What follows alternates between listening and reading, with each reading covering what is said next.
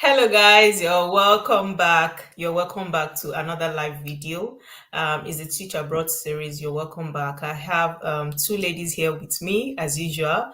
So if you're an OG on this live, you would have know that we are three ladies doing this live together. So today we are going to be doing the part two of what we did last week, which is the interview Q&A. So I'm Homo Wumi and I'm a licensed teacher in the UK. I'm also a licensed teacher in Nigeria. So I'll let the two ladies introduce themselves and then we can go on with the video.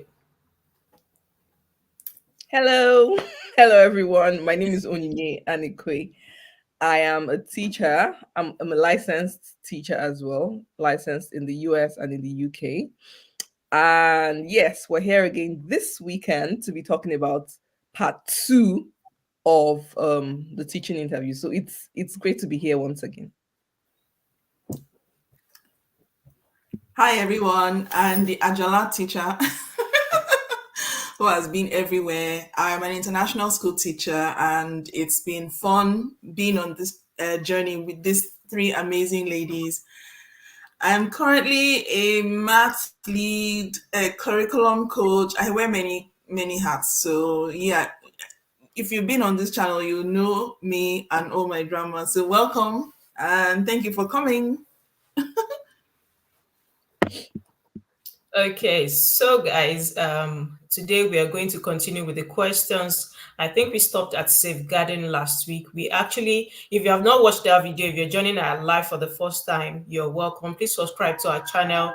Our live videos stream across our three channels. Oyin has a channel, Diaspora Doodles as a channel of teaching, and myself, Omowumi, I have my channel whereby I talk about teaching abroad and lifestyle vlogs.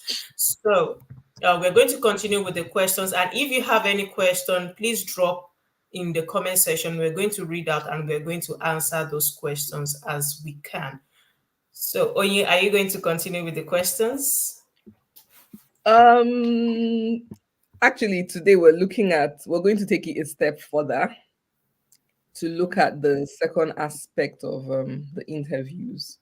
Here in the UK, interviews are usually practical and then the verbal interview questions with the HR panel, right? So we're looking at what to expect if you're having a practical interview because that practical portion can be really daunting and it can send you can send shivers down one's spine. So we're here to help relieve that stress. In a bit, Jay is going to be sharing um a letter so that letter is more like to give you an idea what to expect. So when a school has gone through your application and they feel like, okay, we think this person is ready to move on to the next stage, most times they send a letter to invite you for an interview. And in that letter, they detail a few things that you might want to take note of. So we're going to be projecting one of such letters and we're going to be taking you through what you can do as soon as you get that letter. So that's before the practical interview, when you're having the actual teaching. So the practical interview is the point where you get to actually teach kids in the classroom. So whether you're a primary teacher, secondary teacher, you might have to go through this stage. So Jay, can you go ahead, please share the what's it called? The letter, and then Okay. we can take it up from there to talk about what to do once you get that letter. Okay, while I'm digging up the letter now, can we just pick up maybe one topic of from the interview questions and then just carry on so that people are not just waiting? Okay. Okay. Thank you. So for the interview questions, um, so one of the questions is usually the point where you're asked if you have any question. That's usually the last part of every interview when the interviewer says, "Oh, do you have any question?" Um, do you guys think it's okay to just say, you know what, I think we've covered everything I wanted to know in the course of the interview. Mommy, what do you think? I think you should always have something to say. You should have a question. Yeah, you should have some. Most times, I would say I ask, even if it's not a teaching job, I ask what is the career progression of of what is the career progression of this job role. And then this, yeah, of course the school will tell you what they can offer. Some school um can tell you they will be able to, if you don't have QTS already, some school can train you of getting your QTS. Some school can tell you what they can give to you. So you should, even if you don't, even if everything is covered in the interview, you should be able to ask them what the career progression of your job role is. Exactly. I completely agree with you. Saying, "Oh, I don't have any question," it just doesn't send a good message about you. So you want to ask questions. Um, Maybe ask them like Mommy said, what do you have what plans do you have for teachers in terms of career development? How do you help teachers in your school? Do you have PDs or CPDs that you support teachers with? That's one question that comes handy for literally every single role. And yeah, so it's very important that you have your questions handy before you go into the interview. You could also ask questions like, so if you walk into a classroom, so that this is you now asking, if you walk into a classroom, what do you expect to see in a classroom? So what does a good lesson look like to you? So that way, the principal or whoever it is that is interviewing you can then give you an idea of the things they look out for in the course of um, what they feel a proper lesson should look like, right? And then it also gives them the impression that you're thinking ahead, and you're interested in actually learning and growing. Yes, so it's important that you have your interview questions handy. I don't want to ramble. Yeah, and there's this question that, oh Jay, are you ready? Not yet. Okay. Technology There's is this fantastic when it question. works. There's this question that usually comes up. I think I've encountered that several times. Is classroom scenario question. Yes, they can ask you if your student is destructive. If you have a destructive student in your classroom, what would you do? That's part of safeguarding. You most likely to come across this question. What are you going to do if you have a destructive student in your classroom? So they want to see what you're going to do. Or do you Yeah, want to answer the yeah, question? classroom management is actually a big issue, especially in this part of the world. So that question, I believe, is the interviewer wanting to know if you actually have skills to help you manage the classroom. It's important that you let them know that you do not encourage negative behavior. Rather, you focus on positive reinforcement, right? So the kids who are doing well, you could say things that, oh, you praise the kids you who are doing well, so that way those who are not can kind of make the adjustments they need to make. Because if you're feeding off on the negative behavior of the kids in the classroom, that means you're giving them unnecessary attention, and you don't want to do that. You want to give the attention to the kids who are actually doing what you want them to be doing, right? So yeah. Okay, I think Yeah, I'm so, ready. okay. Someone just asked a question. Are supply teachers paid during the holidays? It depends on your agency and it depends on you, but I would say generally no. But some agency would, if you can dialogue with them, they will take part of your pay, your weekly pay, because supply teachers, we are paid weekly. They'll take part of your pay and then they would keep it aside for you. Then during the holiday, they will pay you. But generally, supply teachers are not paid during the holiday. Okay, can you see my screen? Yes, we can. Okay. I was thinking, where are all my skills you, today? you finally digged it out.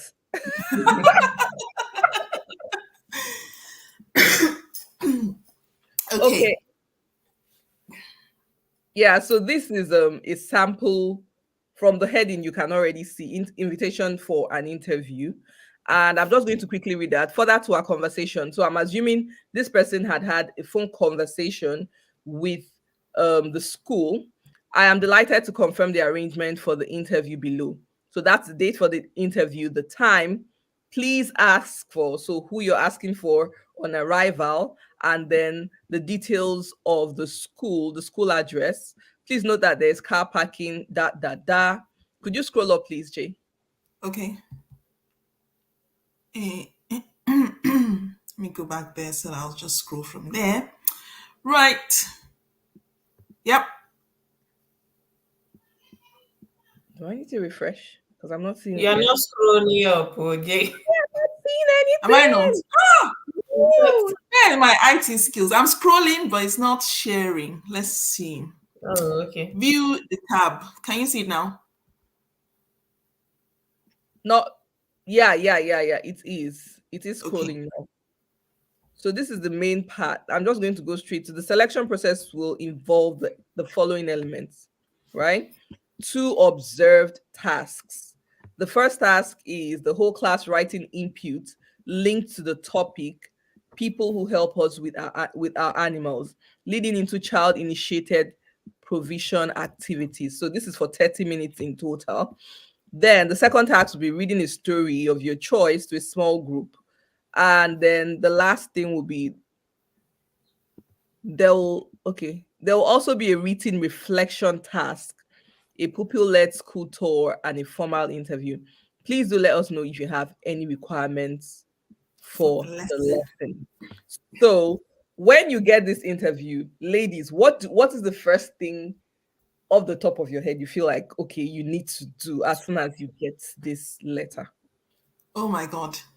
I would have emailed them back immediately to say, okay, break it down for me. Who am I talking to? How old are they? Do I have any SEN children? Is there anybody in there with an EHCP? And that's an educational healthcare plan. Is there anyone there that I need to be conscious of? How many support teachers do I have so that I can plan that into my lesson? How many IEP children do I have in my classroom? Just, sometimes people feel funny that they're asking too many questions. I don't think you'll get penalized if you are asking questions to help yourself. It's not silly if you're asking questions because those questions will help people know, okay, this person knows what she's doing. It's like cooking jollof rice. You won't ask how many people are eating the food. You won't ask how many people like spice. You won't ask if there's anybody with high blood pressure so that you know not to put maggi and salt. So that's what I would do. Mommy, what would you do? Well, yes, I would ask those questions you've also mentioned about I would also ask about, it depends on the school you're actually, I would say depends on the school you have applied to. If you have applied to a SEND school, there are different questions you're also going to ask because we have in teaching abroad, there are different schools. We have the academy, the grammar, we have the independent school, we have SEND schools. So it depends on the school that you've applied to and you're going for an interview. That would tailor the kind of questions you're going to ask them. So even for a SEND school, you need to ask like like Jay said, the level of the student. I don't know how I'm going to explain this, but I know in the UK we use band A to D, whereby you're going to know the level of students you are going into to teach. The band A are the one that they are highly capable. Band B lesser than A, band C, and then we have the D. So it depends on this type of student that you're going in there to teach. That is, you are going to put that in mind while planning your lesson. So you don't just plan the lesson and just go in and go and teach. So you ask these questions. Jay has also mentioned. Oyin? Yeah, it's I completely agree with the both of you. You're going to be acknowledging the email and you're going to be asking questions. That will give the interviewer or whoever it is that sent the letter to you the impression that this person actually knows what they're doing. So you're asking questions like what is the age group of the kids I'm teaching. So if it's, for example, early years, I mean, how many years are this? I mean, how old are these kids? Um, you're also going to be asking questions like, are there kids with special needs, like Jay said? So that will help you know if there are modifications you need to be making, or yes, that will help you know how to differentiate your instruction in terms of when you're writing your lesson plan. Because remember, the lesson you're planning is for the kids, and it will absolutely be a waste of your time and the children's time if you're planning a lesson that is way beyond them or way below them. So it's Yeah. just for you to gauge the level of the kids that you're going to be teaching. So then you're able to tailor your lesson to meet those children. You could also ask the number of pupils you're going to have or the number of students you're going to have. That is also going to help you for like people who are teaching primary or elementary, for you to know like when you're forming your small groups, how many groups you're going to have, because you can't have more than 6 children in a group. So if you have, say, like three maybe 16 kids, you could then have maybe three groups. And then if you're having an extra adult in the class, maybe you have um two teacher-led groups and then one independent group, or one student group where the children can, do things independently by themselves. So just asking those questions, aside from the fact that it gives the school the impression that you actually know what you're doing, it also helps as a guide for you to plan your lesson properly. I like that. I think to understand it properly, they will have to understand the curriculum itself. Um, because I know that in Nigeria, I actually spoke to a teacher yesterday. She was talking about when she taught in Nigeria. See, me, this is where I don't have that experience because I didn't really teach like that in Nigeria. So, um, the lady said when in Nigeria they just teach one lesson to everybody. There's no differentiation. Yes. Oh yes. There's Oh no. yes. Absolutely. I mean, I remember that even when you have a child in the class, one of the children in my classroom actually broke his arm. So I had to put it into the lesson that his arm was broken. And so for him, that lesson had to be modified in such a way that he could still verbally talk and somebody was there to scribe for him. And there were some things that we had to be mindful that because of his arm, he couldn't do those things. But we can't say because he can't do those things, he will go and sit down in the corner. No, he still has to participate in that lesson. So I had to put that into my lesson plan so that he's not coming there to waste his time that day. He's still doing different things, but his own activity would be different. I don't know. In Nigeria, do they even have teaching assistants in the classroom? Because I can imagine how they would do this in a classroom of maybe 20 children, even if they have 15. Without a teaching assistant in the class, this will not work. Yeah, It- I think it depends. I taught in Nigeria for in a Nigerian school for about 6 years, and they actually do have teaching assistants, but the teaching assistants is mainly for the lower, the nursery, and what you consider teaching assistants in international schools is more like nanny, more like someone to assist with those little things that Cleaning. kids need, yes, cleaning and all that, not really the academic aspect. And then for differentiating instruction, I remember back then we would usually plan just one lesson, and that lesson would look like just, you know, lifting some things from the textbook, putting it on there into your lesson plan. And the principal, when it comes to really monitoring that teachers are doing their lesson plan, I think we're very good on that in Nigeria. right. In terms of differentiating instruction, I think we're getting, it's an area we need to improve on, because I don't think that is really a thing. And part of the reason is the curriculum is not really structured. It's not just about the teachers in the classroom. The expectations that the what's this body in charge of monitoring teachers in Nigeria? The inspectorate. Okay, Yes, yeah, I yes. think it's I the can't remember. inspectorate. I can't remember the name off the top of my head now, but Yeah. the expectation they have of the teachers doesn't really give them that, you know, doesn't make that allowance for differentiating instruction in the classroom, right? So it's an area that I think um hopefully we'll get there someday. But yeah, and the thing is, it then leaves kids who are struggling in certain areas, it just leaves them in the dark. So you see that Yeah.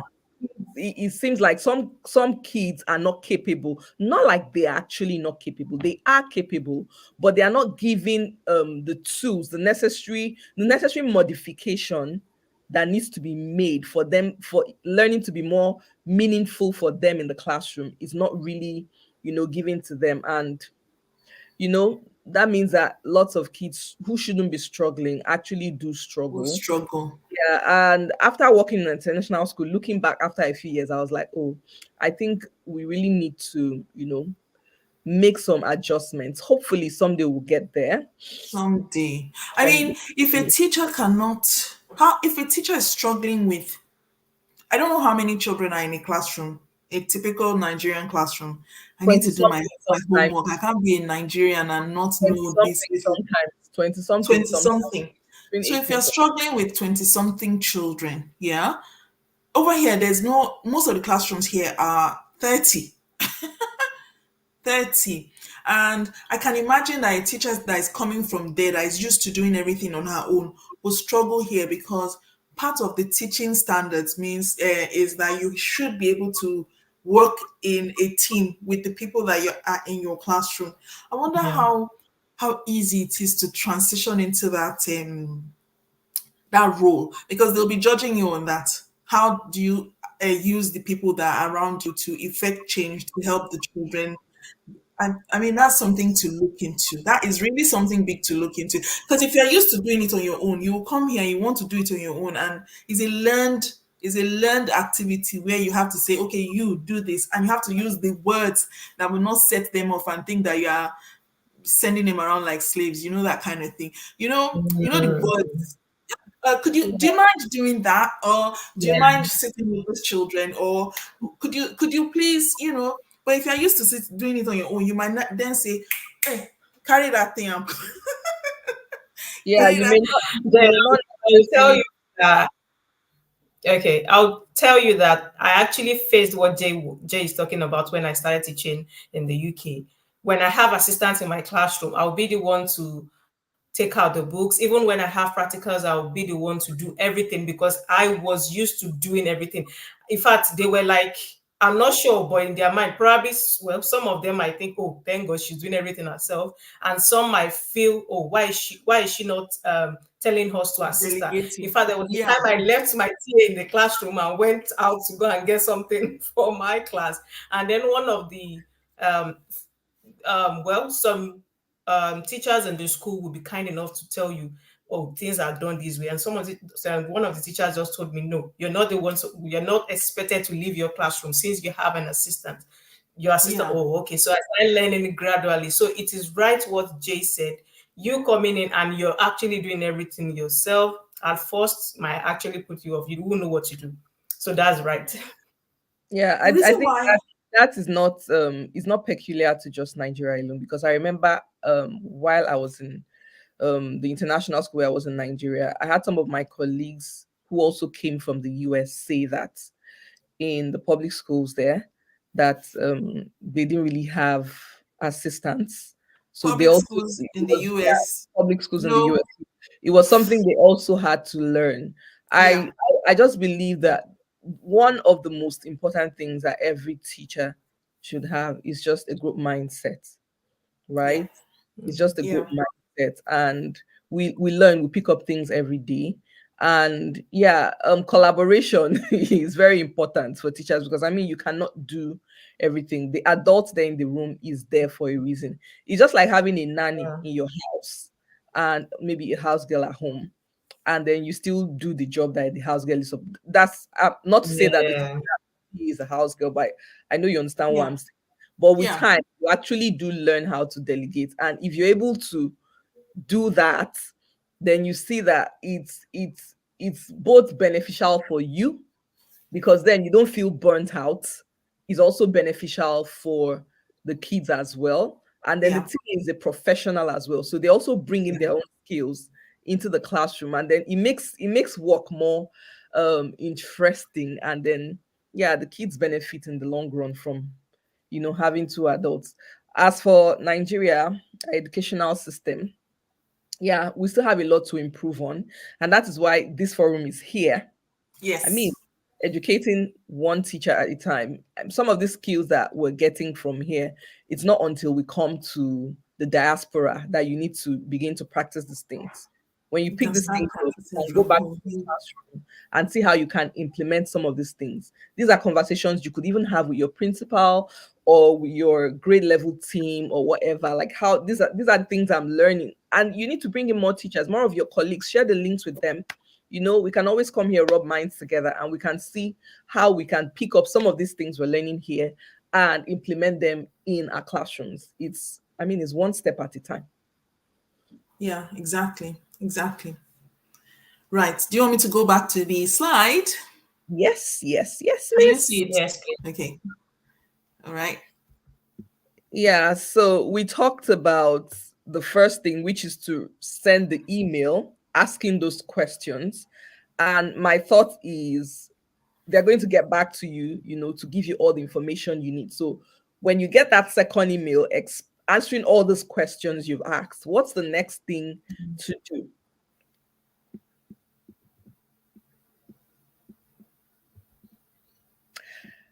So, should I go on, or do you ladies want to? Yeah. Okay. Yes, you The can. next thing to do for the sorry, mom, we go on. No, I was just telling Oyin to go on. All right. Okay. Okay. So, well, the next thing that I would like to do when I see this is when I start planning this lesson, the first thing I like to do is to make sure that it's interesting for me when I start planning it. If it doesn't make me happy and giddy like a child, I throw it away and start again. I'm the drama queen on the group, guys. Pardon me. I was an early years teacher for 10 years, even though my career spans 20 years. I started my whole career in the early years. So I'm still very giddy whenever I talk about the early years. And when I saw this interview question, this interview letter that we're using today, I just felt, this is right up my alley. So, yes, when you're planning the lesson, think of the lesson as if you're a child. If you're not interested in it as a child, from the perspective of a child, discard it, throw it away, because that's what they want to see. And things that we see as play is what they call learning here. In fact, Norway is one big country for play learning. Children don't really start proper schooling until they're 7. In Nigeria, a 7-year-old is already preparing for common entrance to go to secondary school. Norway, they're starting primary school at 7. So that's the difference between planning for this age, and that's why you ask for the age as well. Planning for children in schools here in the early years and planning for children in Nigeria is totally different. Right, Oyin? Yeah. Personally, because I'm not used to I'm coming from a different curriculum, and I'm assuming that whoever is getting this letter maybe is been teaching in Nigeria, for instance. You Yeah, might want to take a little bit of time to look through the curriculum for that grade level, right? right. The national curriculum in the UK, to understand what the objectives of that particular lesson should look like. What does the curriculum look like? Right? That's very important because you're supposed to be meeting certain standards as you teach that lesson. So you want to really know what standards you should be meeting in the course of that particular lesson. And then, like Jay said, your lesson has to be fun. Whether it's key stage 2, key stage 3, kids are still kids. It has to be hands-on. It has to be a lesson that will meet different diverse learners, right? So you're thinking about is it kinesthetic learners are there, visual learners are there, there should be questions for those who like to talk, there should be hands-on activities or things that maybe group work, collaborative work. It could just be something as simple as, oh, turn and talk to the person next to you. What do you think about this? Kids are, collaborating. You know, yeah. So it's important that you plan a lesson that is fun and engaging. And if you who is planning the lesson doesn't feel like the lesson is fun, then chances are the kids will also not enjoy the lesson. So you should know your objectives, you should understand the curriculum, and then you go ahead to plan a lesson with very clear structure and objectives that um yeah that meet different learning styles. I think that's the word I'm looking for. Different kids with different learning styles should be catered for in that lesson.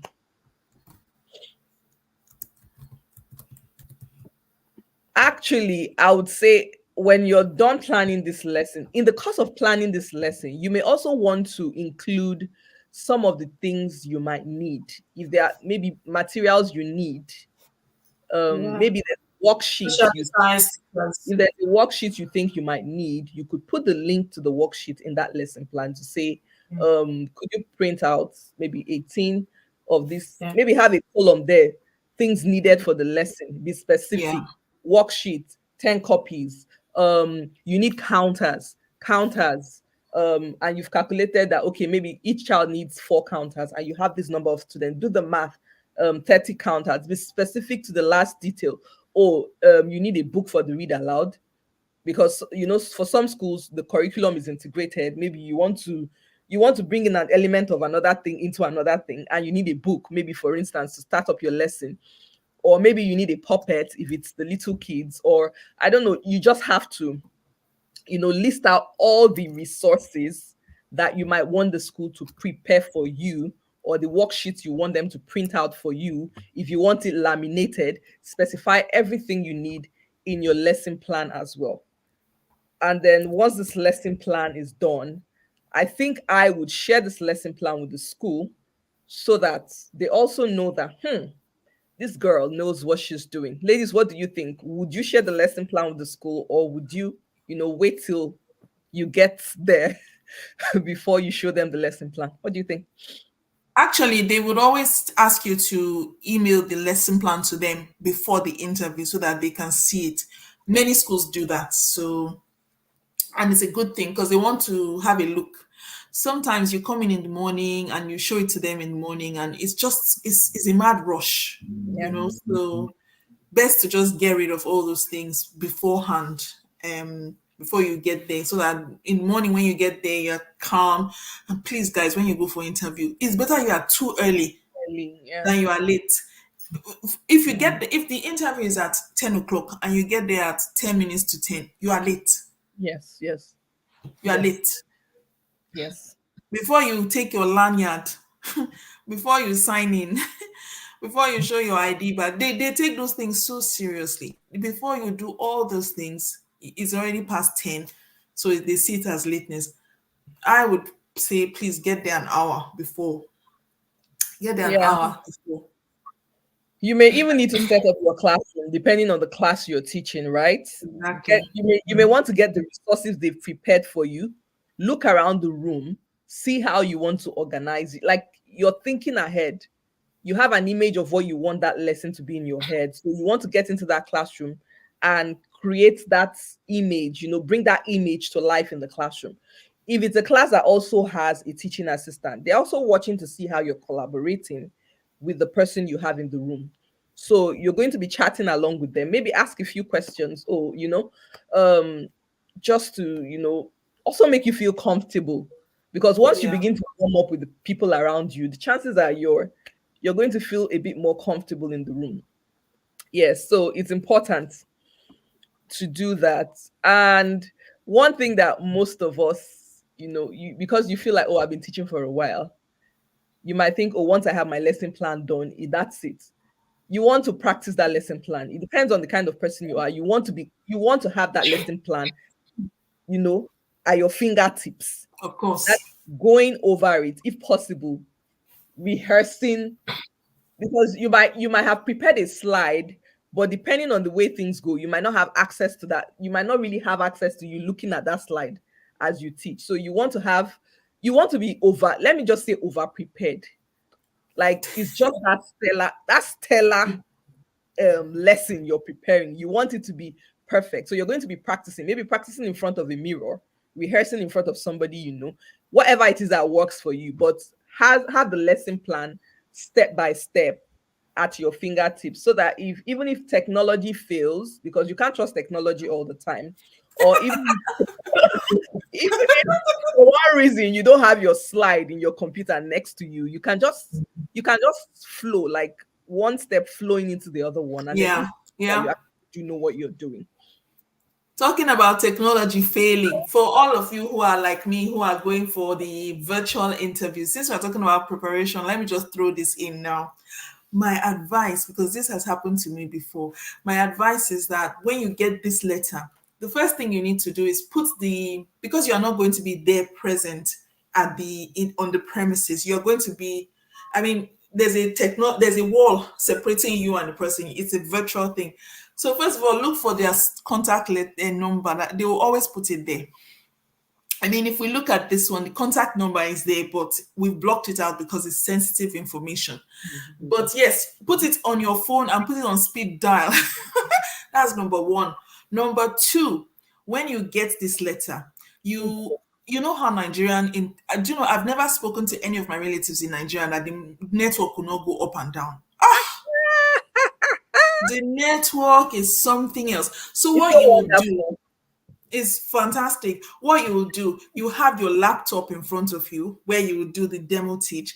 You will have another gadget on the side that is connected to your mobile data. So one connected to the Wi-Fi, one connected to your mobile data. So that if in case the Wi-Fi one goes down, you are going onto the one with the mobile data and you are continuing. So they know this is a teacher that is Yes. ready for this job. Then if that one too goes down, pick up your phone immediately and call them. So you see, they know. You see that part you say you think on your feet.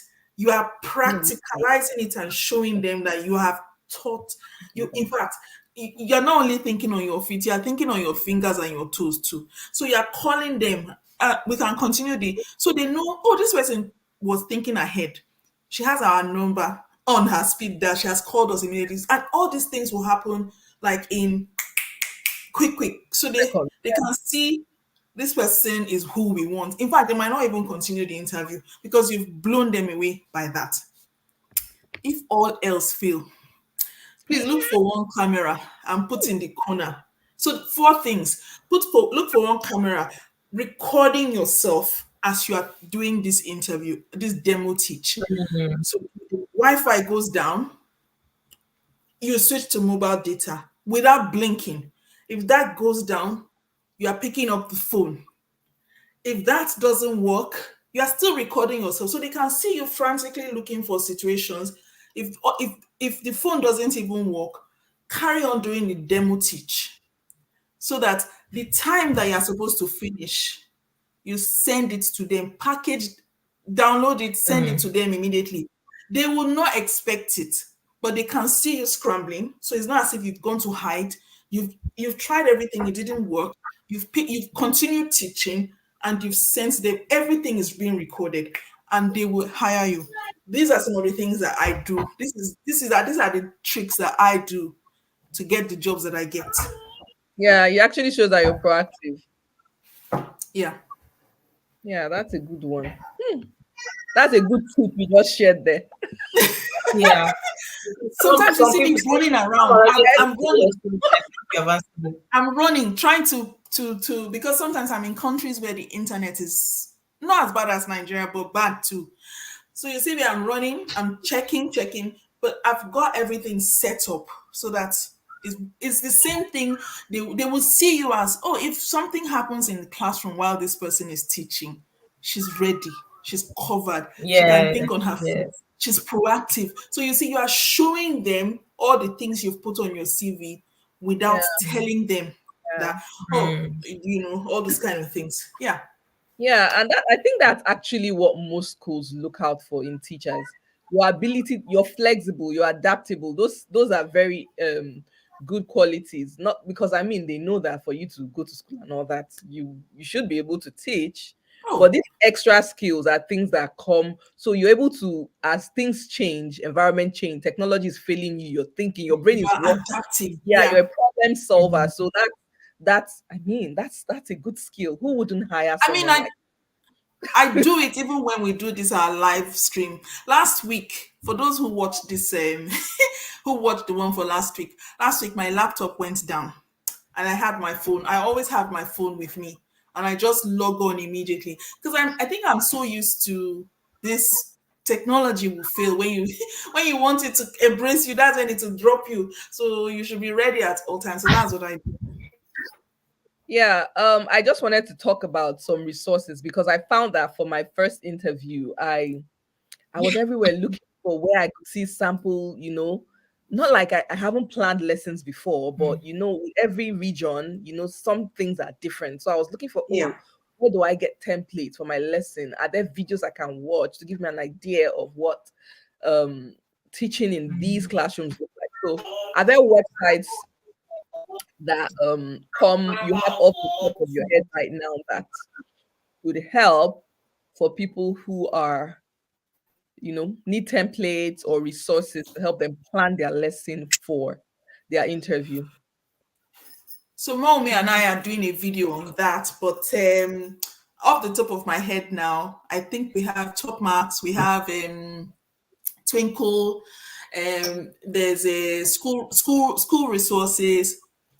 Guys, we're going to drop the video for you guys. You'll be blown away because Uh, we have come a long way and we've chopped the coconut for you guys. So we'll serve it hot. okay.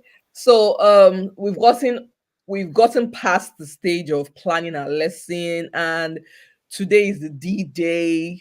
We're there at the Yes. venue, and we're all ready to teach girls. Sweating. Yes. No, not sweating.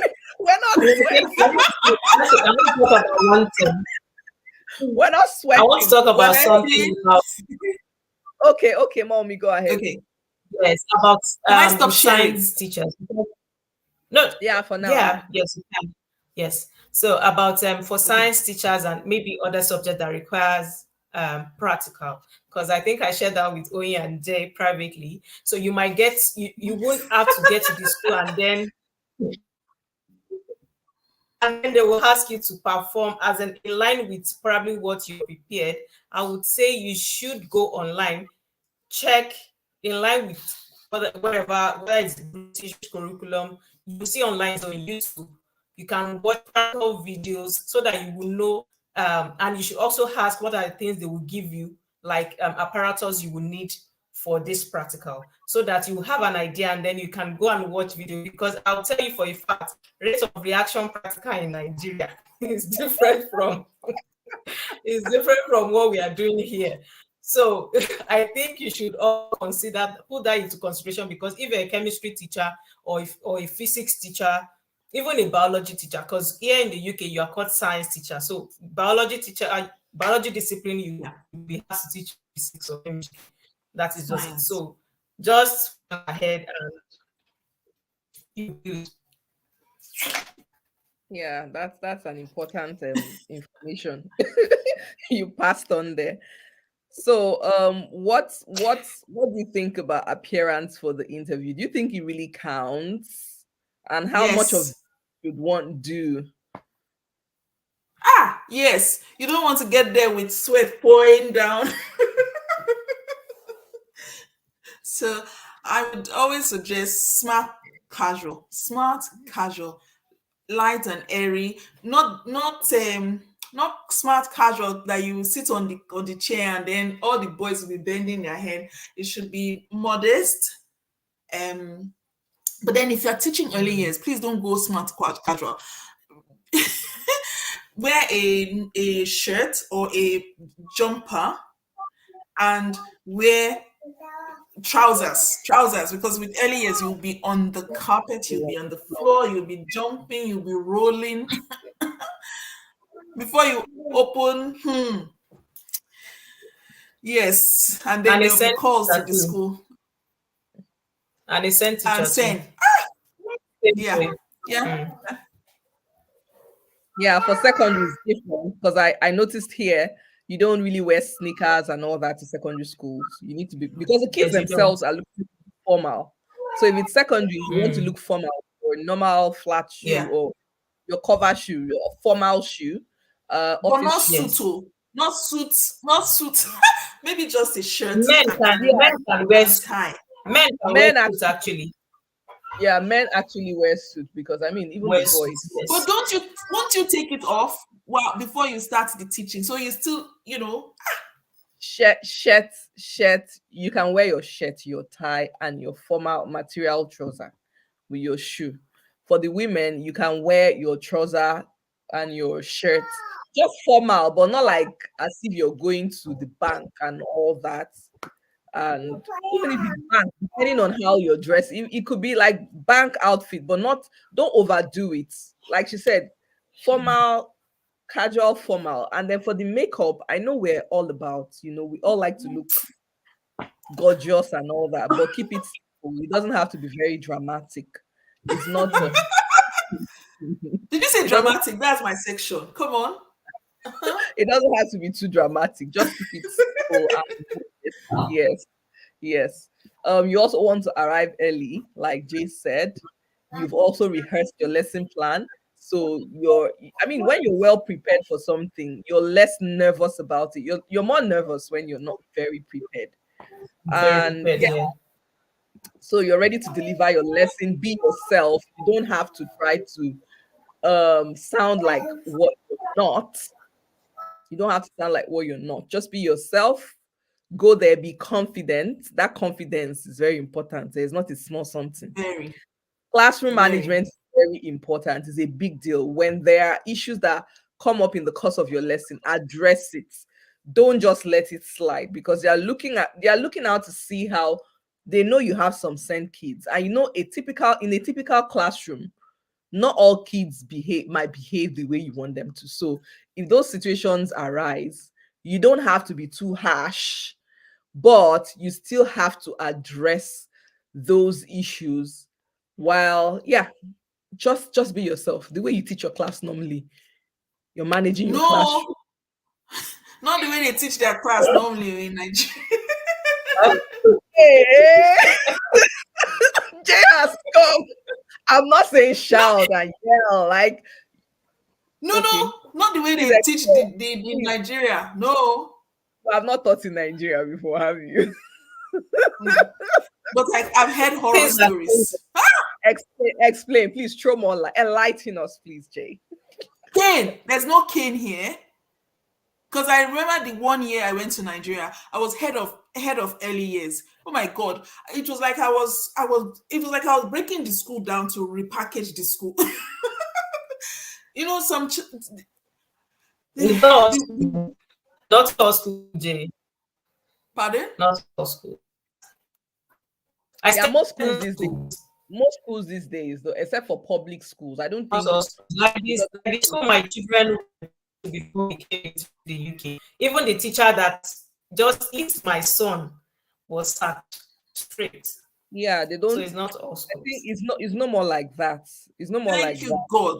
Yeah. Except for government schools, like government schools. I don't know, Yeah. but I think maybe government schools. But in terms of private schools, Because it's it's no the more a woman, she thing. kept cane on the table. I never No, saw it her doesn't. use it, but she kept it on the table, and I was like, "Excuse me, what's that for?"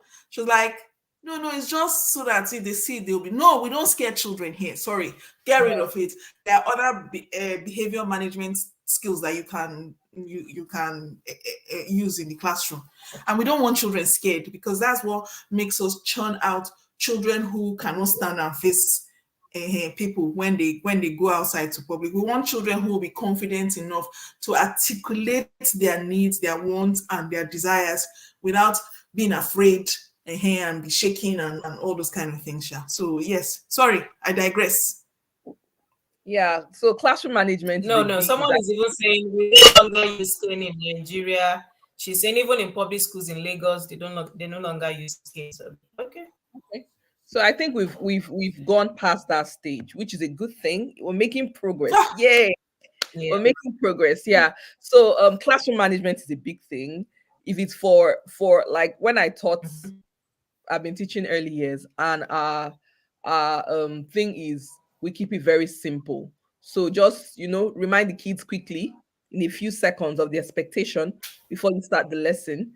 Okay, if you need to ask something, give me a thumbs up, you know, quickly, and move on with your lesson. There are some behaviors that um you shouldn't feed off some people's negative behavior when you're teaching your lesson. And there are Mm, subtle ways to, for like me, I like to focus on kids who are doing what I want. So if there's a child calling out, rather than say stop calling out, I'll just say, ooh, I like the way this person and that person is sitting nicely. I like, oh, I see a nice quiet hand. And then I'm calling out the kids who are raising a nice quiet hand. Those kids who are calling out will just stop, right? So you're your focusing on the adults, positive yes. behavior, reinforcing the positive behavior, Yes. and that way, that's a very good Yes. way to manage your classroom. So depending on what grade Yeah. level you're teaching, there are simple ways that you can subtly manage your classroom. For some kids that have send, which is why it's important for you to leverage on the TA, because for one of my first interview, actually, I interacted with the TA, and then she told me that there's this particular kid, he needs to have his play-doh. He needs to either a play-doh or fidget spinner or something to hold on to. That's the way he stays calm in class. So if you don't have that information, you're going to be trying to explore other ways to control that child's behavior to no avail. So it's important that you know, which is important that you interact with the people there, the person you meet in the class. Oh, are there kids here that, is there any child you think I need to know about? And the person tells you, oh, this person, this is how we deal with that. So that way it's just easy for you to have less issues in your to classroom. blend in. Yeah. Yeah. So for me, sorry, for me, because I'm virtual, but the one time I went to do a an in-person interview, what I did was, just in case, I carried a teddy into the classroom. And I knew the child that they said, oh, watch out for that one child. So I gave the child the teddy. I said, first of all, I made the teddy. Oh, this is my teddy. I introduced. Everybody was like, oh, yeah, yeah, yeah. And I was like, this is my teddy. He's my best friend. Do you have a teddy? Do you have a teddy? Do you have a teddy? Everyone was now, they gave me like their own tips. Then I said, you know what? Today I've told Teddy that I'm coming to this classroom to come and play with you, to come and talk to you guys, to come and be with you guys, to come and share some things with you guys. But I'm going to give Teddy to someone who's sitting nicely. Everybody quickly sat nicely because they wanted to hold my teddy for me. I said, but he doesn't like being jiggled. He just likes you to hold him quietly and steadily. And I said, um, I'm going to give the teddy, and I gave the teddy to the boy. And I said, hold Teddy for me. But as soon as you feel tired and you don't want to hold Teddy anymore, you tell, then I called the TA's name, tell her, and she'll hold Teddy. So that was our own signal of, okay, by the time he says, okay, Teddy, I'm tired, I don't want to hold Teddy anymore, it means it has signal to say, oh yeah, next, if you meet, maybe you need to take him outside, or you need to take him to, so that was, but the boy did a good job. He held the teddy for about 4 minutes, which was good. For me, 4 minutes, I've almost finished rounding up. But that was my own trick of, I know when you will not be able to sit down again. Hold Teddy for me. Teddy doesn't like being jiggled. So you can employ that if you don't know the school, but you want to keep an eye on the child. So that way the child is the one telling you, I've had enough of what you're saying. Please, I need to go outside and play. Yeah, I think that it will be different for secondary school students. So for secondary, Yes. one thing that is important is for you to exume that confidence. You need to Yeah. be Yeah. confident, and then you need to Yeah. give clear, concise instruction. Like your Yeah. language should be clear, right? You sound, when you need to sound Yeah. firm without Mm-hmm. shouting, you can be firm while giving your instruction. And if your class is really Yeah. engaging, you have activities to engage. It doesn't necessarily have to be hands-on activity, right? It could be instead of having the kids work maybe individually on something, you can decide to pair them up, Clear them up. Yeah. how they Yeah. work with each other while you go around. As you observe them, you just look in, oh, what are you guys Mm. doing? Ask one question to redirect them if you think they're not doing what they need to be doing, and then you move on to you know so yeah, classroom management is one thing you should be So Yeah. thinking classroom Somebody's about. even management. saying What if kindly. you have that? So still What talking Jay about asked classroom the management. That yes. particular And question then that always comes. yeah, someone is even saying Sorry. kindly next time I advise us on how to answer question on classroom management. Okay, make it a whole Yes. lesson. Okay. Okay.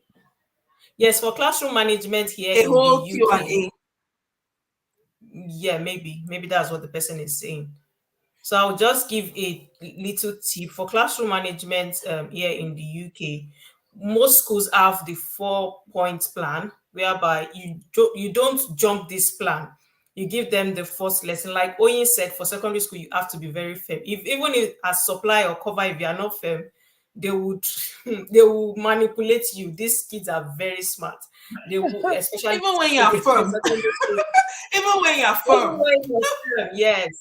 Because for me, I've been teaching, I'll give a scenario. For me, that I've been teaching you for weeks, and you're still telling me, Miss, we can go to lunch break early, 5 minutes early, we are allowed. How? They just want to play on your intelligence. And if you allow them, then you'll be in trouble. Yeah. So, well, back to the classroom management. There's this 4 point plan whereby you give them the first warning. Some schools you give them a yellow card, then you give them a red card. Some use that. Some schools use that. Some you give the first warning. Some you go on to the second warning. Some they use C1, C2, C3. Depends on the school. That's why you have to know the school rules and regulation, the policy, and all that.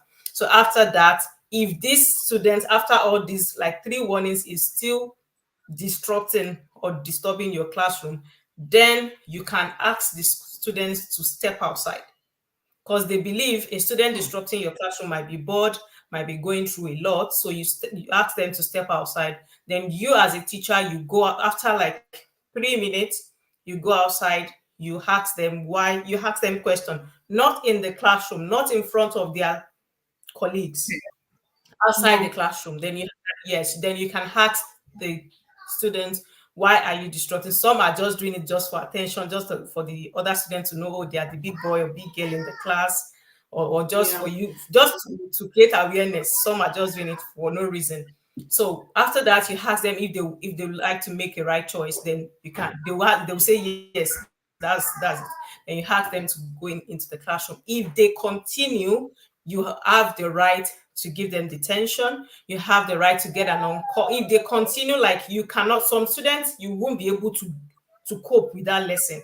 And they can't be disturbing other students. Other students has to learn. So you get the on-call team, they will come and pick that student from your class, or even if there are 2 or 3, they will pick all of them. So for you to have a good lesson. So this is how it works in the UK classroom in terms of classroom management. And you can also come across this question whereby they can ask you, if your student tells you something disturbing, Yeah.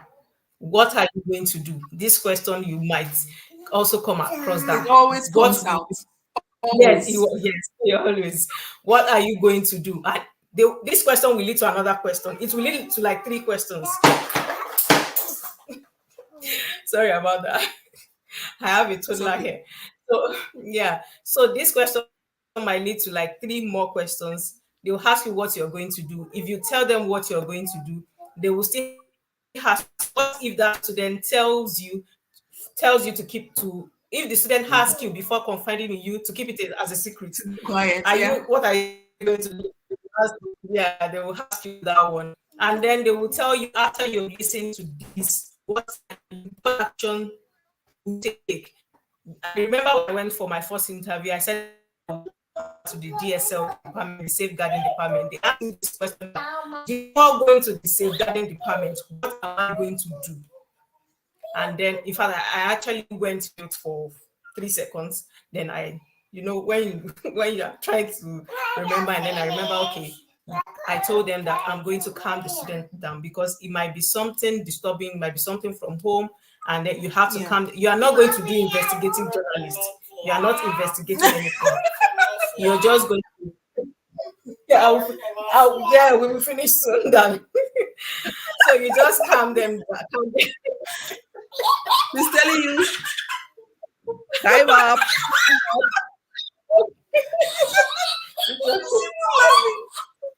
She's saying, Yeah, "Mommy, what is this? Every Sunday, what is this?"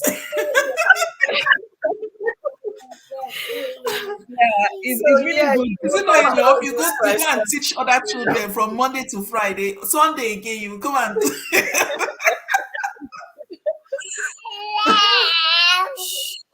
It's actually good you brought up this stuff because it's something that actually comes up for every single interview because they're really big on safeguarding. Yeah, they're big on safeguarding. So it's important that you're calming the child down to let them know that they've done the right thing by speaking up. They're asking you Yeah. to close it to anyone. You're going to say that you're going to get them the right help so that they have nothing to worry about. Yeah. Documentation is also very important. So you're going to document and then begin to, follow the So line of immediately the child finishes talking. Don't wait. 5 minutes is too much. Send it documenting off the to the exact words of yeah. that child. Yeah, don't add anything to it or maybe try to No. insinuate. You're not trying to insinuate. And don't ask, so what happened? Did it touch you there? Did it touch No. you? No. Child has, Investigation. yes, so as the child has given it to you, you put it straight. So the way to answer this question will be, I will take notes and I'll take notes of what the child has done. I will assure the child that I have to tell someone who will help the child, but I am going to make sure that she gets the help that she needs, but I can't keep it to myself. As soon as the child has finished talking and the child has gone, please, quickly, DSL. Please, if Yes. you don't know anything on this earth, if you are working in the diaspora, you should know DSL. If you don't know anybody, you should know DSL, the designated safeguarding lead. That is the person that will save your life and save your job. Because if you don't report it, you'll be classed as obstructing justice. For you to understand why they are so particular about this, you should please read up on Victoria Klimbe. Victoria Klimbe was the one that made them change a whole law in the country. And the next thing, Europe too was changing laws. This one African child. So you see how they look at us. Please go and read up on Victoria Klimbe and you will understand the whole thing about safeguarding. Because this child was being maltreated by her grandmother, her grand aunt, and the grand aunt's boyfriend. She used to come to school with scars all over her body. The hospital knew. They saw that she was bleeding from her from her private.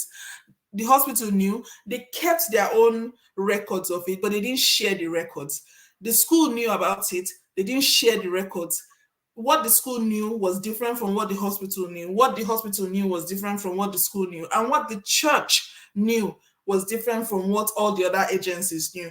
So now there's a method where everybody shares information so that they can protect children. So please don't be the one that will stop the news from moving on. You see, that's the reason why if there's anybody you need to know, is your designated safeguarding lead, the DSL. It will come up in interview. So please cram it, put it somewhere.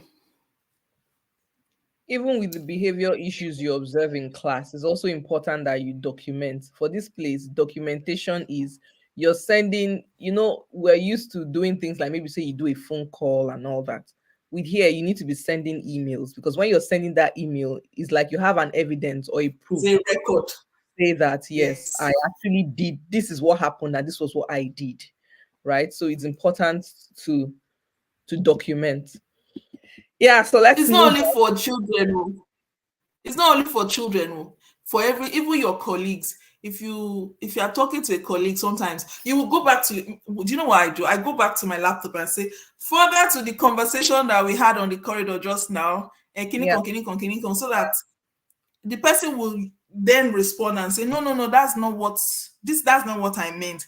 But it's all so that if they tell you, you were the one to do this, you say, no, I sent you an email and you responded and you didn't say anything. So that's what they document a lot here. So yeah, Yeah, get ready. word of mouth conversation is not enough. You need to have No. that Yeah. proof, put it down in writing. So then it becomes official, and then we can always refer to it at any time. Okay, Okay. guys, should we just say hi to everybody and just sort of round up so that children can have their Yeah. parents back this evening? Okay. Yeah. Yeah. And someone asked Yeah. this question twice.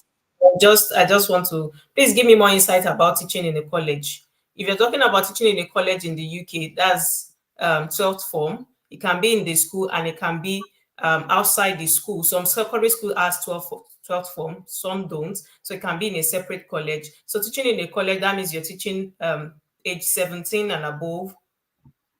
Yes. And they are more, 16 to 19.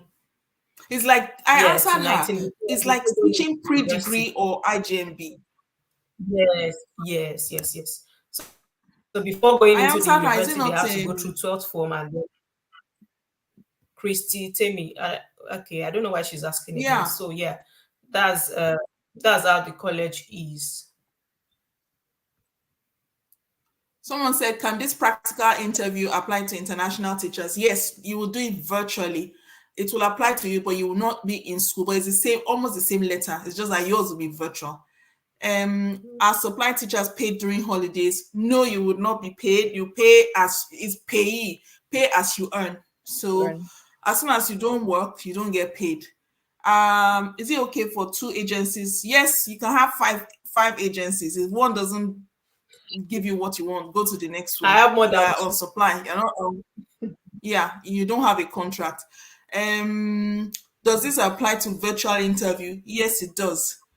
Quality assurance, education quality assurance. Okay, is that what they call inspectorate in Nigeria? Thank you for that. I need to go and Yeah, write it down. I yeah. need to know more about my country safe. Can you please brief me about what it's like to teach sixth form in the college in the UK? It's like teaching pre-degree or IGMB. You are teaching people who have finished their IGCSE and they've decided to go further.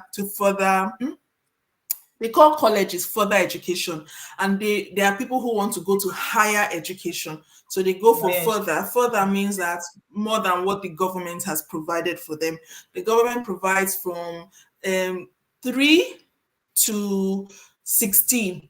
That's compulsory. And after 16, if you want to go to college, it's still free, but it's not compulsory. You don't have to go. You can go and do BTech. You can go and do apprenticeship. You can go and do any of Yeah. those ones.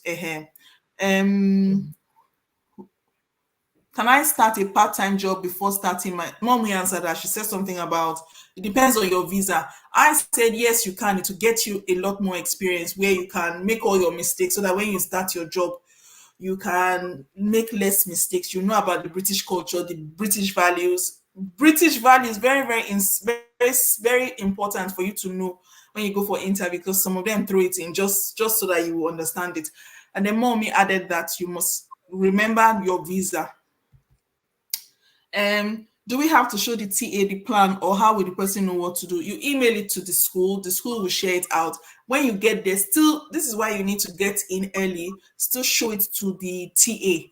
Whether the school has shown the TA or not, you do eye service and call the TA and put the TA through. They are looking at you, they want to see. So show them that you know. So what that means Who is is this? Please answer my in question. your planning. Sorry, what that means is in your planning your lesson, you're also delegating this. So this is the task the TA will be doing. It should be part of your lesson plan. That's how lessons are actually planned. Yes. Okay. Someone said, please answer my question. What's your question? Ujunwa Anozie. Sorry, did I miss it behind? Did I miss it? You've answered it. I I think can't she see answered it. about is it you've answered the question, Jay. Practical interview. Okay. Uju, Yeah. sorry. We were talking first and decided to leave the questions to the end so that we don't run over time. What if it's an online interview? Yes, you will still get Yeah. pre-teach at demo teach at an online, you might either be teaching your class or a make-believe class, but they want to see that you're using all the things that they want to see you use in the classroom with them. What do you mean by an engaging lesson plan? They complained that there was no activity in their lesson plan for science. Please, I will appreciate your input on this. So when you start your lesson plan, you put a hook to attract the children. Then you talk about your starters. How do you introduce the lesson? Do you just jump into it, or do you introduce it and sort of get them engaged or interested in the lesson? Children here are different from children in Nigeria. If they are bored here, they will get up and walk out of your classroom. You can Nothing is actually holding them back. In Nigeria, you can ask an open-ended. the children are more respectful. They'll sit down. Or what do you guys, You what do can you ladies ask, think? yeah, you can ask an open-ended question to start off. That's the way to engage the kids. When you ask them that question, that's you, because it's not, you're not just going there to talk at the kids, right? You want them to be involved. You want to know what they know, their prior knowledge. You need to be aware of it. So Exactly. an open-ended question is a good way to start. And then as they Exactly. answer that question, it helps you gauge where they are. So that's also What they know helps so that you, yeah, to gauge what they yeah, know. So, and then the class is interactive. They talk to you, they talk with their peers, you listen in on their conversation, you're building that collaborative skills. Are there things yeah, you want them to, if it's something that involves a practical element, you put out the tools without necessarily saying where you're driving at, give it to the children, see what they make out of it. Ask open-ended questions in the course of what they are doing to direct them. You know, you have the end of your lesson in mind, you give them the tools, keep asking questions, and then the kids arrive at it by themselves, so they feel like they're having ownership of their learning. You planned the lesson, you know where you were taking them to, you know why you were asking the questions you were asking, but in the end they feel like, oh, we achieved this, we did this. And because they are involved in the whole process of that lesson, they don't really get bored. You're dealing with, that's a perfect way to deal with classroom management, because the kids are yeah. involved, then they are less disruptive. So that's what an engaging classroom would depend on. The students you're teaching will help you know how to adapt your lesson to be engaging for them at their grade level. So that's another thing you might want to maybe Google, or maybe look out for resources to see how that works in the classroom for your age group or for your band. Group. Can I just quickly throw an example in? So I was teaching a lesson on circuits recently, and I did not know. I wanted to get them engaged, so I put envelopes. I put conductors, because you would have done conductors, insulators, switches, and everything up until that point. You'd have taught them all the different components before they now put the circuits together. So I put everything in a bag, all this jewelry bag that have strings. I put everything in a bag, paired the children up, and they were wondering, what are we doing today? So that Exactly. gets them engaged. And I What? said, okay, don't open the bag, just put your hand in and bring one thing out. And each group had to have that turn. So each group will bring that thing out, and you have to tell me what that thing is. So the group, if they bring out a wire, for instance, you say, okay, what do you have in that wire? It has copper. What's copper for? So that way, I'm judging their prior knowledge. And then the next group, so they are looking to see what the next group will bring out. And if the group doesn't answer, another group will answer, and they will have points. So I made it sort of like a game. Then at the end of the day, you bring everything out, put it on your table, then start putting it together because of what we did. My whole lesson was about circuits, but I've tried to bring them back from all the things they've learned before so that they can then put the circuit together. And honestly, I didn't even need to talk the whole thing. I just sat down there. I was going around looking at them because, Yes. look, I've taught you. That's it. Yes. And that was Let one the of the children lessons let that, the children do the work. Let the children do the work. That's I had one of the teachers I worked with then. She'd be like, let the children, you shouldn't be tired at the end of the day. That means you're not teaching. There's something you're no, not doing right. The children should be the ones doing the work. They should be the ones who yes, get tired. So your job is just to arrange things. And funny enough, for technology schools, there are a lot of ways you could also use technology to drive at this. Things like Kahoot. If you form a habit that you use Kahoot at the end of yeah, every lesson, kids are yeah, excited about that. So yeah, it's even you as a teacher, It's you'll be very, happy. it has to be engaging so that Yes. you're not talking too much. I tell my children, look, my husband wants me to come home and, and chat with him this evening. If people make me talk too much, I will go home and I will not be complete. So please, let's try and so that they know. They always tell me, is your husband happy today? Yes, he's happy. Don't make me talk too much. So that way they're even listening to gossip. Okay, next question. We no longer use cane in Nigeria. Sorry, I thought we were still using cane. I'm sorry. We've grown uh, past any that. ad- any advice on what to expect on a PGC QTS program for secondary, e.g., workload and student behavior? Mommy and Oyin, secondary people. I teach secondary once in a while, but I'll let them talk. On what to expect on a PGC QTS program for secondary. I don't understand the question. So basically, he's on a PGC program and he's going for his Okay. PGC QTS for the whole year. As Okay. someone who has done Oh, PGC with QTS, let me give you the tea. You will walk until you drop to the ground. It's harder to do a PGCE than to actually teach. Jesus, oh Lord, hold my hand. Do you know what? You guys are even enjoying now. In my time, I was the only black person in the whole Northwest. I mean, sorry, Midlands that was doing PGC because they didn't used to allow Nigerians to do PGC then. So there was a way I snuck in because I came from America. So yes, you will sweat, but you can always reach out to any one of us because we don't want anybody dropping out before the end of the school year. You are going to you're going to have 3 placements. Your first placement is for 11 weeks. Your next placement is for, I think it's another 14 weeks. Then your last placement, you'll be in the classroom for 90% of the whole term. You're going to start with the school year and you're going to end just before the end of the school year. And in between, you're doing a lot of research, a lot of your the class they will attach you to is the person there is going to be your mentor. So if you want to start kissing the person's behind, you better start from the beginning because the person is the person that is going to write everything for you. So people clash with their mentors, the class supervisor, the person that's supposed to be mentoring you in the class. Please do not clash with her. Whatever she says, if she says put your head on the ground, put your head on the ground, she's going to write she or he is going to write a long epistle about you. Your best friend right now is the teaching standards. Download it from gov.uk. They're going to judge you on that, and you are going to provide evidence for every single bullet point on that document. See any one of us for any more tips. Let's carry on and we will sort you out. Yeah? Okay. I was a little nervous, but my interview had to calm me down Your interviewer, Jesus, your interviewer had to calm you down during the PGC QTS interview and still gave me the slot. Oh, you're so okay, Gibson. Ororo is Favored. pouring from your head. Olive oil. Favored. Hey. From the mouth of Gilead. Jesus. Head. Oil on my head. How do you say it in Roboland? Wekoburo. Oh no, he's a Igbo. This you've done well. I personally don't use cane at all. I'm sorry, tell me. I'm a lost Nigerian. I have to find my roots. Well done, Christy. Okay.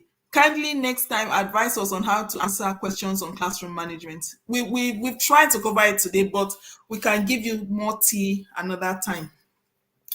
Please give me more insight about teaching in the college. We've answered that. Can you send me the meeting ID? Huh? Meet ID. I don't understand.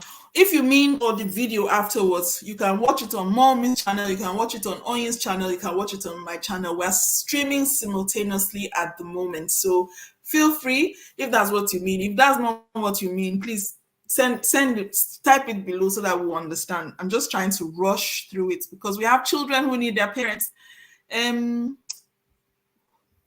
This person wrote it plenty. Can you send me the meet ID? Can I teach in further education college? I hold a PhD in literature and work in the university in Nigeria, but don't have a teaching qualification. Yes, you can. Teach in a college. Yes, you can teach in a college with that, but they will still.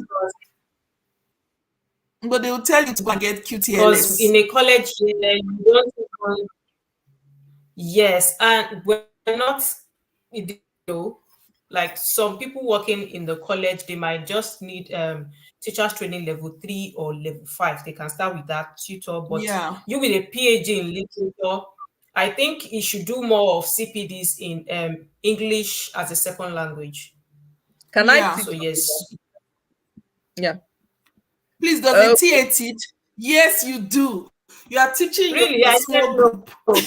yeah, yeah. TAs teach small group. Yeah, working either You one teach on your one, small group. small group, but not like Yes, the Okay, whole. whole not the class. whole Oh, class. okay. You are, You're Sorry supporting about you are that because teaching your small I group. already said TA does not teach. you're supporting kids, and that's teaching. You're also a teacher. You're supporting kids either Yeah. one on So one Yeah, or you're right. in small groups. So you need to still know all the skills that teachers use to be able to get through yeah, to but kids.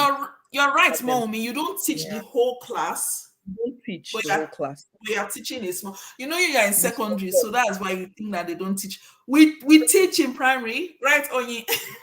Yes, you support the kids. That's teaching. Support them. um, can you help me get a teaching job in the UK? Ujunwa, oh, we wish we could. We want you here, but you have to go through the process.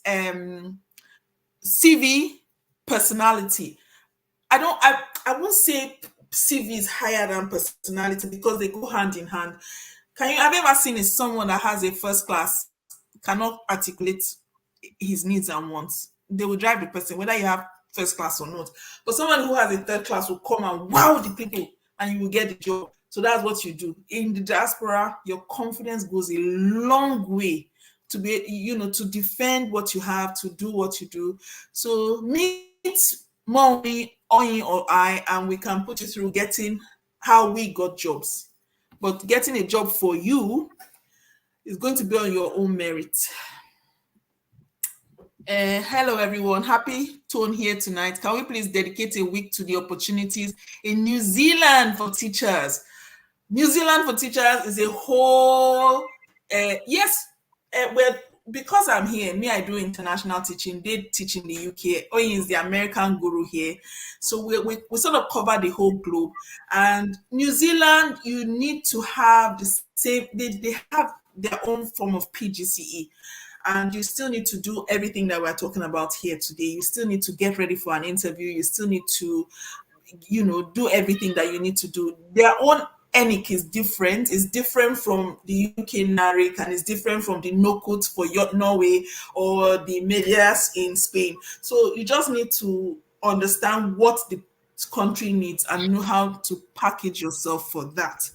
Fortune and thank you for tonight's value pack session. Thank you. We appreciate you too. Student centered learning. Woo! Oh yes, oh he's doing it. It's Thank you. great. It's Student coming out centered today. learning. Abi, what do you mean by student centered learning? Wait, are you trying to tell us? I don't understand. Is that a I question, a think I statement? think Yeah, I he's think trying. it's just. I think the person is just was talking about what we were saying. All right. Okay, K. Gibson, it is well. It is well. It is well with our soul indeed. Informer said, "Good evening, ma'am. Do you have videos on questions for teachers, teacher training programs?